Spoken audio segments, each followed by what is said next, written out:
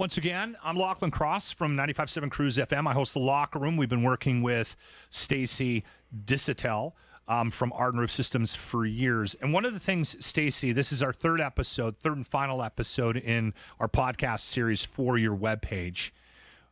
And the reason why I wanted to do an episode just strictly on this is because one of the first things I remember about working with you was you would just as soon talk about what you want to do to give back to the community as opposed to your business. Correct. You're just as passionate about your charity initiatives as you are about running a good business. Well, to me, you have a charitable commitment, you have a connect to the community. As a business owner, you can feel that you're connected on a different level. The community is there as a business owner to bring business your way, and it's a two-way relationship. It can't be just one way where a business owner is taking the revenue in and not doing anything in return to be a part of that community that business owner relies on in order to maintain the business, take care of their employees, maintain that staff, build up a reputation as being a long-standing company within the community that can be a trusted trade to turn to when they're needing that kind of support. So to start out with the charity golf tournament, that to me just made a lot of sense. And the charity that I chose was the Child Life program at the Stollery here in Edmonton. Yeah. The background for that was growing up, I spent a lot of time in Ontario, where I grew up in a children's hospital there. Surviving spinal meningitis 3 times and having 2 open brain surgeries to try to do all the corrections to get me to where I am in life today. Wow. And yes, the medicine is powerful. The research, like you're going back 35 years ago when this all happened to me, and things have changed in the medical fields. New research has opened up new medicines and new techniques and being able to take care of a lot more illnesses a lot more rapidly.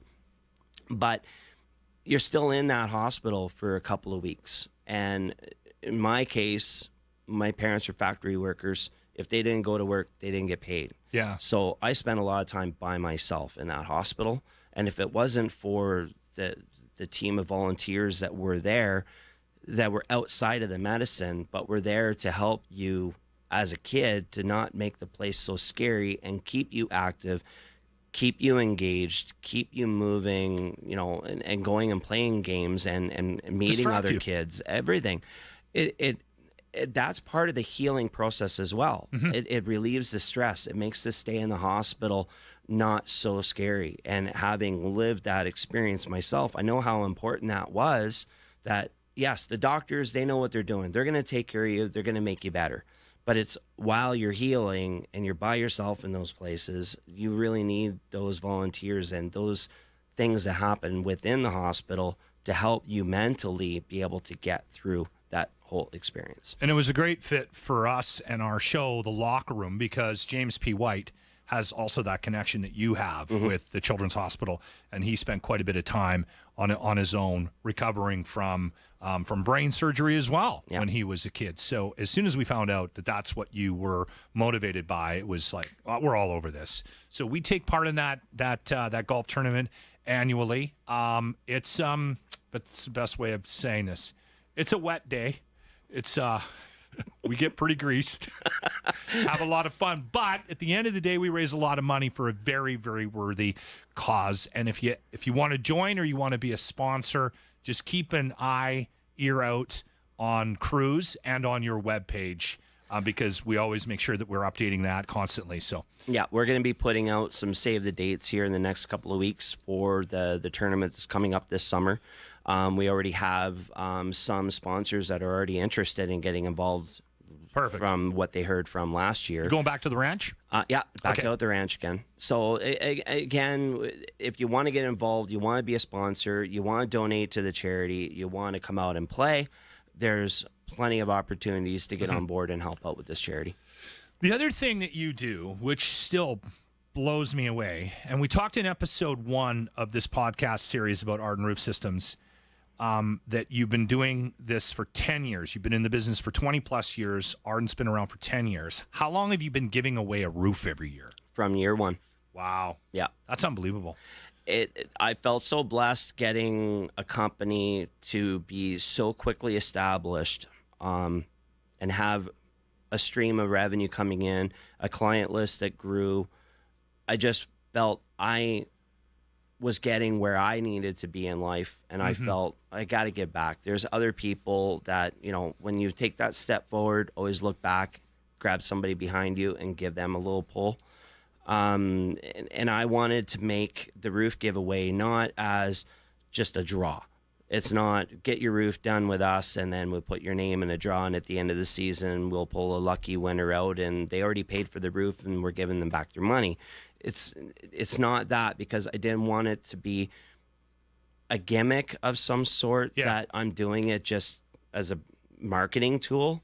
I wanted not to do it in that form. I wanted to make it that somebody truly deserving was going to receive the roof. And the way to do it would be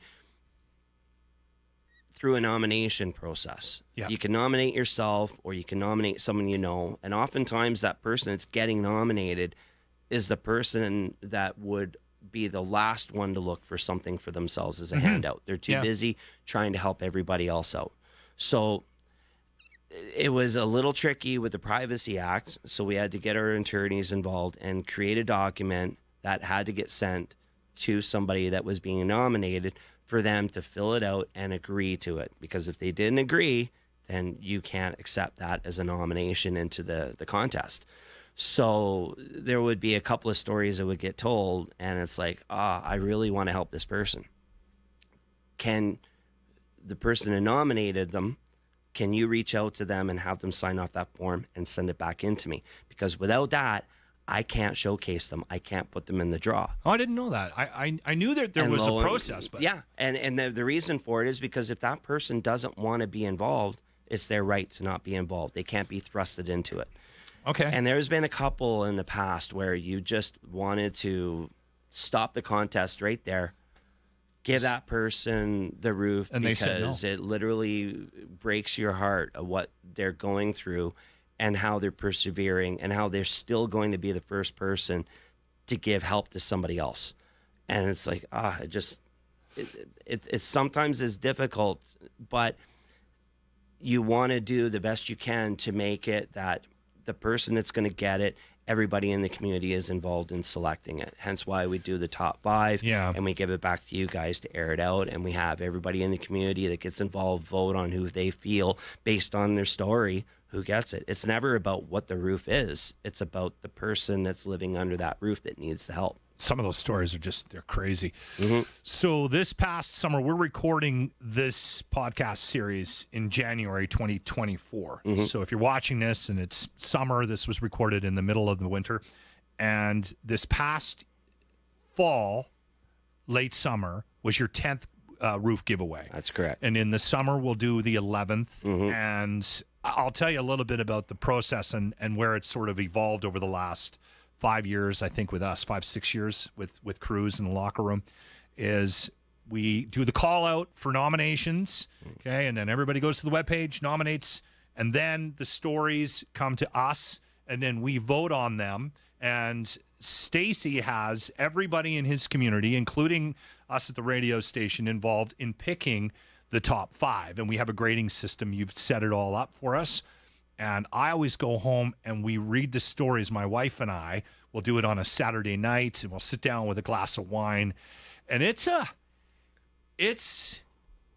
eye-opening. There's people out there dealing with some really serious stuff, and it's so difficult to grade it and pick. But I think we've done a pretty decent job over the years of finding a very deserving people for this new roof. Oh, 100%. And I think that staying genuine to how we do it and why we're doing it, as long as we don't lose that focus, you're always going to end up with a truly deserving person in the end. And to me, that's why I do it. That's what it's all about. And to me, it's giving back to the community that's basically helping take care of us as a business. Well, we talked about referrals. I, for one, will refer you to anybody and everybody that I meet that needs anything done with a roof. So I thank you for your time, Stacey. Thank you very much, Locke. Appreciate it. The Locker Room for Ardent Roof Systems. Weekday mornings on 95.7 Cruise FM.